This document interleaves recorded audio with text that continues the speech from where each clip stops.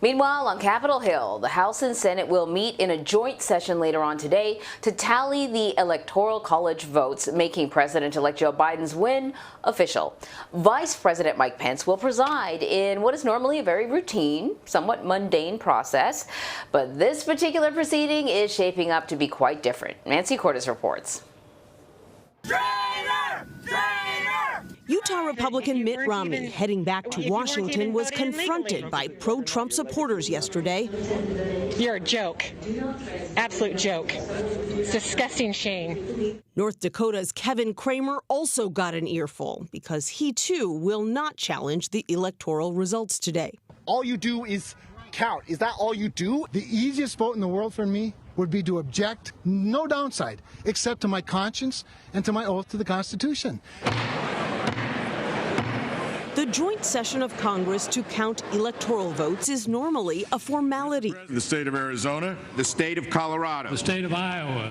Lawmakers read the results from each state. Donald J. Trump of the state of New York received 11 votes for president, of which the vice president announces the final tally. Barack Obama of the state of Illinois has received for president of the United States 365 votes. Chair declares the joint session dissolved. But today, at least 13 Senate Republicans and roughly 100 House Republicans plan to contest the results from 3 to 6 battleground states, citing unsubstantiated allegations of election fraud.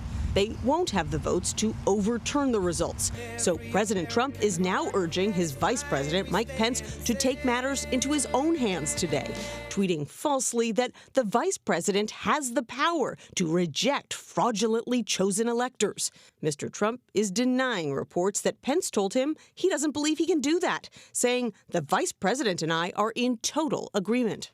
But even one of the senators leading the challenge today acknowledges the vice president does not have the power to decide the election on his own. So I don't think the vice president actually counts under the law. I mean, he's sort of just there.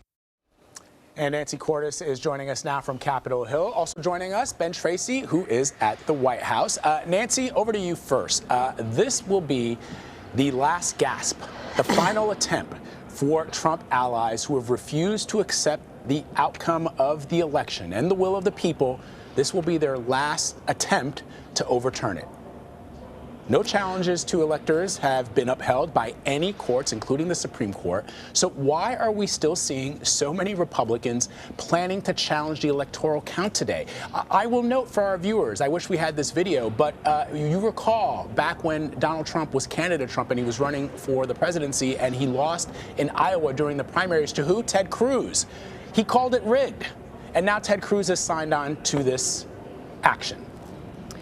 Right, and there are senators who just weeks ago accepted the electoral results, acknowledged that Joe Biden was the president-elect, but today are planning to contest those very same electoral results and argue that there was widespread fraud despite a lack of evidence. So the motivations are kind of all over the map. Some of these Republican lawmakers actually believe that there was fraud or irregularities on a massive scale that could have changed the outcome in several of these battleground states. There are other Republicans who simply believe that this is good politics for them because it resonates with their base. You're seeing the incredible pressure that Republicans are facing to come on board. You've got the president's son tweeting that anybody who doesn't support his father is going to face a primary challenge, that he'll make sure of that. President Trump is calling them the surrender caucus. If they go outside in public right now, they're getting badgered by conservative constituents who have come here to Washington to protest all of this. You've seen that really remarkable video in the piece of Mitt Romney getting hounded on an airplane, being called a traitor because he says he just doesn't believe he has the constitutional right to challenge another state's electoral results after those results have already been certified. So there's a variety of motivations here behind this action, but what really makes this whole situation so surreal, Vlad and Anne-Marie, is the fact that this is all happening a day after Republicans may very well have lost control of the Senate lost 2 key Senate races in Georgia because the president for the past month has been going on and on about how he thinks that the results were fraudulent and that the electoral system is rigged. And so even as Republicans are staring at the possibility of becoming the minority party because of all this, they are doubling down on the same arguments right out in the public eye for everyone to see. Ben, Nancy points out the type of pressure that some of these lawmakers are under, particularly if they have, plans for their political future. But also, he's really putting the screws to his own vice president. He's said at rallies that he's depending on, Vice President Pence to do something, or else he might not like him so much. Before he went to bed in the wee hours of the morning, he tweeted that if Mike Pence comes through for us, we will win the presidency. It has been reported that the vice president has spoken to the president at a lunch meeting and said that he's going to follow procedure, which means that if there are, GOP objections or challenges, he's going to do what is expected of him as the vice president. Maybe he'll make a statement about voter fraud. But there really are no other options for the vice president here. What is the president talking about when he says we will win the presidency if Vice President Mike Pence comes through for us? The president is just making things up there that is completely detached from reality. And the president has put the vice president in a very bad position today, where he is trying to convince his supporters that there is some option here where Mike Pence could somehow stand up there and take some action that would now overturn this election. That's just not possible. And a senior administration official here at the White House tells me that the vice president understands that. He knows he does not have this power and that he today plans to follow the law and uphold the Constitution. Now, he could get up there and go rogue. He could say something about that he believes there's some fraud, or he could say he believes they really won. No one actually expects him to do that. But if he were to do that, that still wouldn't change the outcome. His job really today is kind of a mix of being an awards show presenter and an accountant. He stands up there, he opens envelopes, the results get tallied, and he announces a winner. Now, sometimes that has taken less than a half hour. That's not going to be the case today. Obviously, this could take several hours, if not the entire day. But that's really his job. But the president is not letting up on the pressure. I mean, even this morning, just within the last couple of hours, the president's tweeting, "Do it, Mike. This is time for extreme courage." It's just frankly not an option the vice president has. But politically, this is a very, very painful position for him to be in, because he has been unflinchingly loyal to President Trump for the past 4 years, and he's now, at least politically, with the president's supporters, being set up to be run over by a political bus. It's such a great point that you make there, Ben. And Nancy, it's not just the vice president who is going to have to take stock of what it meant, what it means to have tied your political fortunes to President Donald Trump, because there's no bankruptcy court that you can go to get your money back after this thing crashes to the ground, as so many of the president's businesses have in the past.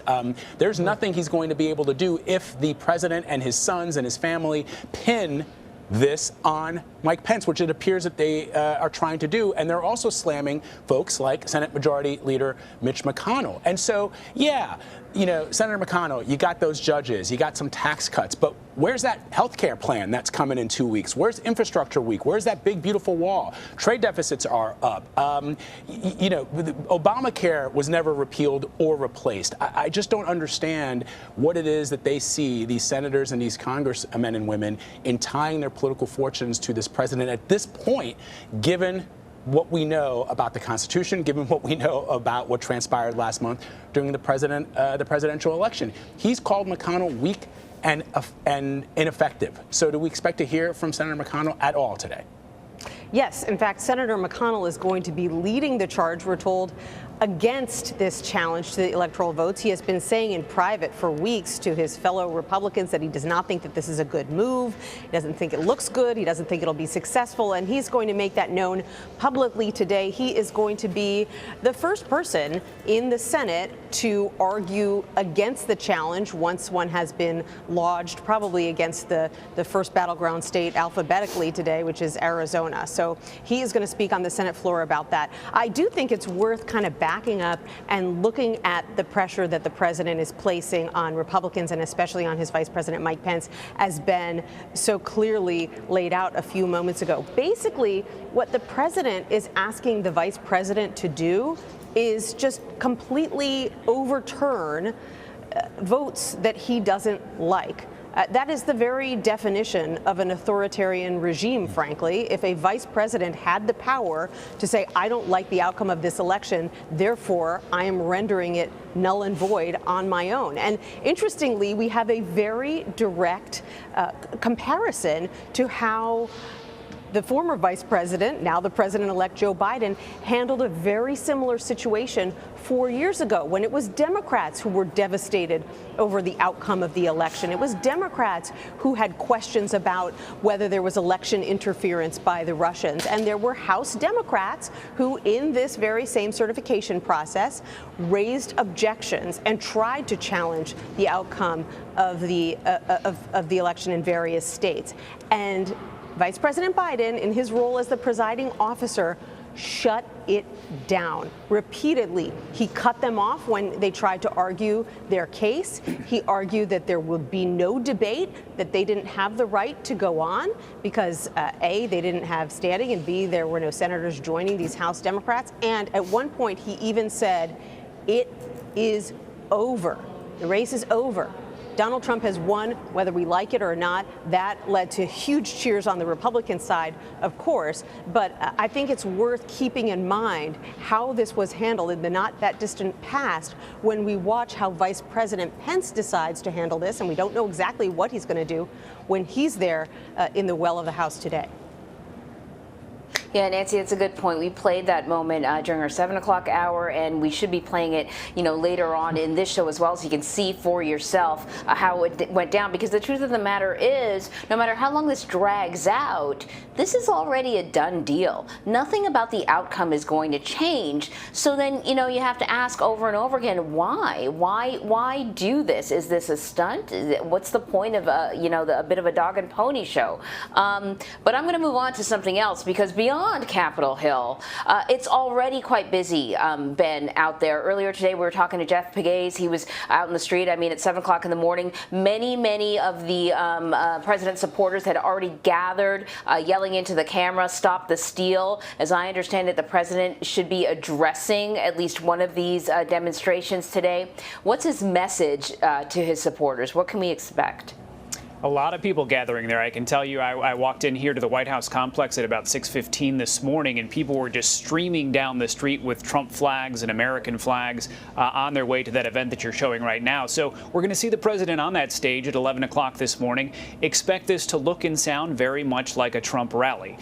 This is a way for the president to shift focus today. You should expect him to get up there and make some of the same claims that he has made about fraud and about this election being stolen, and also to use this platform, mind you. This will come 2 hours before Congress meets in its session to continue to ramp up the pressure on Republicans and on his vice president to somehow do something today that the president thinks they can do, which, as we have already stated, they cannot be successful at doing. So the president will use that platform today to do this, but this is a way for the president to have a moment to kind of declare his own victory on a day when his loss is actually officially confirmed. And keep in mind, this is a doubly bad day for the president, because not only is his loss confirmed by Congress, but also now the president has lost on his watch. Republicans have lost the House of Representatives in 2018. They lost the presidency in 2020, and they are on the brink today of losing the Senate in 2021. So the president will get up there, he will ignore all of that, and he will talk about how this was an election that was stolen from him. Yeah, I like how you said officially 3 times. In my mind, I imagined you with your pink highlighter and underlining and bolding. Officially, this is it. Ben Tracy, Nancy Cordes, thank you so much, guys. You're welcome.